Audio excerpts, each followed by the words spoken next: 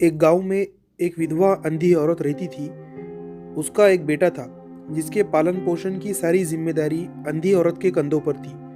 वो अपने बेटे को पढ़ा लिखा कर एक बहुत बड़ा आदमी बनाना चाहती थी, इसलिए उसने उसका दाखिला गांव के सबसे अच्छे स्कूल में किया।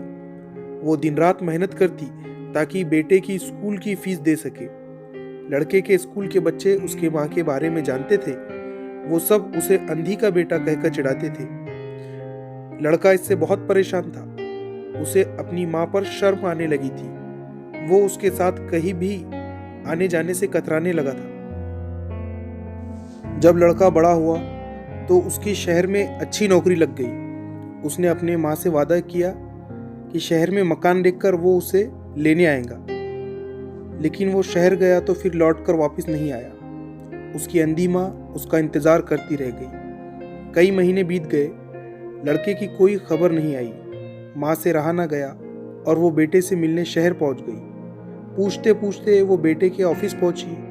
वहां सिक्योरिटी गार्ड ने उसे रोक दिया। अंधी औरत ने गार्ड को अपने बेटे का नाम बताया और बोली कि उसे जाकर कह दो कि गांव से कोई मिलने आया है। गार्ड ने जाकर उसके बेटे को बताया। बेटे ने ऑफिस की खिड़की से देखा तो उसे अपनी माँ गेट के बाहर खड़ी नजर आई। वो ऑफिस में सबके सामने अपनी माँ की वजह से शर्मिंदा नहीं होना चाहता था।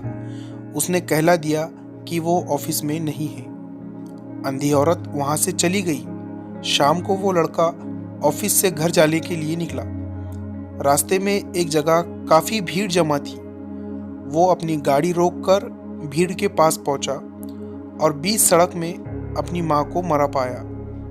उसके हाथ में एक चिट्ठी थी जिसमें लिखा था, बेटा, बड़े दिन हो गए थे, तेरी कोई खबर नहीं मिली। चिंता हो रही थी, इसीलिए तुझसे मिलने चली आई।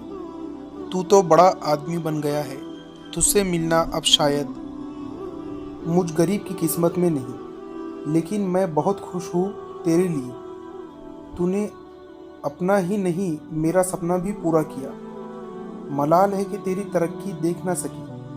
काश बचपन में तेरी आंखों में सरिया ना घुसा होता और मुझे तुम्हें अपनी आंखें न देनी पड़ी होती, तो तेरी तरक्की अपनी आंखों से देखकर सुकून से मरती।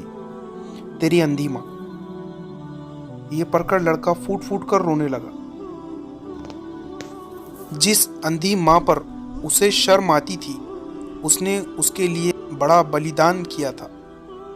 वो आत्मगलीन से भर उठा और जिंदगी भर खुद को माफ नहीं कर पाया।